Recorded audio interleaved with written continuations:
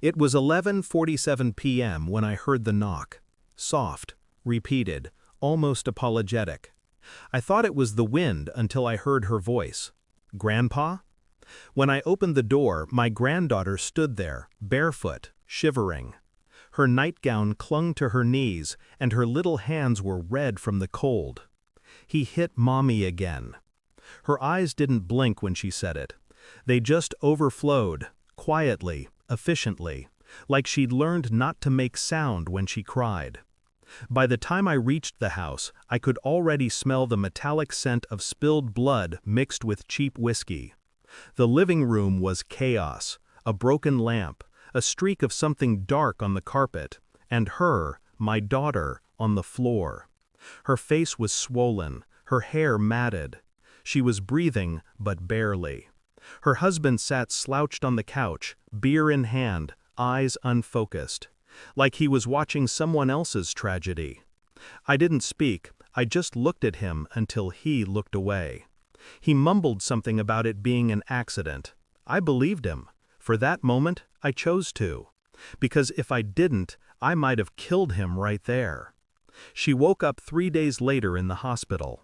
The nurses smiled at me, but I could feel the judgment behind their eyes.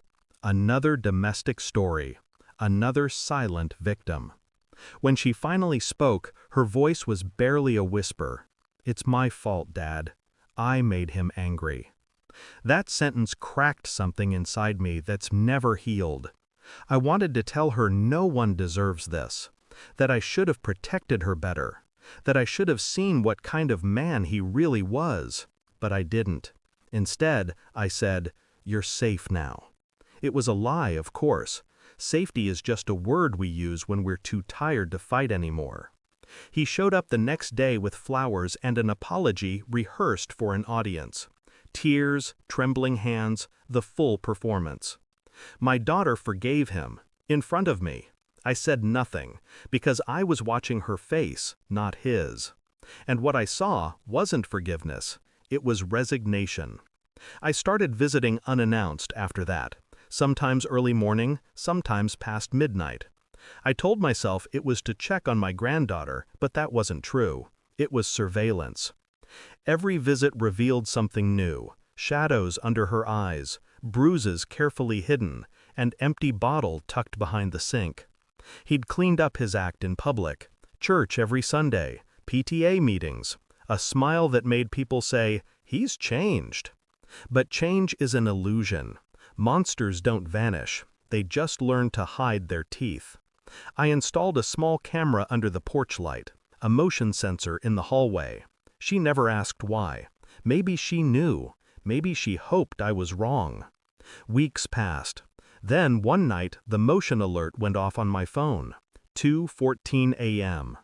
The feed showed the hallway, dim, trembling light.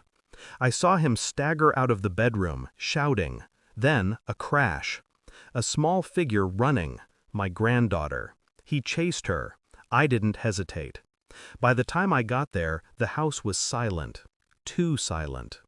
The police arrived minutes later. He answered the door, calm, sober, polite. Said there'd been a misunderstanding. Said she'd fallen. They found her in the kitchen, head against the counter, eyes open but unfocused. She survived, but something in her didn't. When the officers questioned my granddaughter, she clung to my coat. Her voice was a whisper. He said Mommy had to learn her place. That night, I reviewed the footage frame by frame. It caught everything: the shove, the fall, the panic that followed, and the part that mattered most. He didn't call for help. He just stood there, watching. I burned that image into my mind until I couldn't breathe. Then I copied the file onto a flash drive and placed it in my coat pocket. When I visited him a week later, he looked nervous. "She's staying with me for a while," I told him. He nodded, trying to act unbothered. I handed him the flash drive. "What's this?" "Your confession," I said.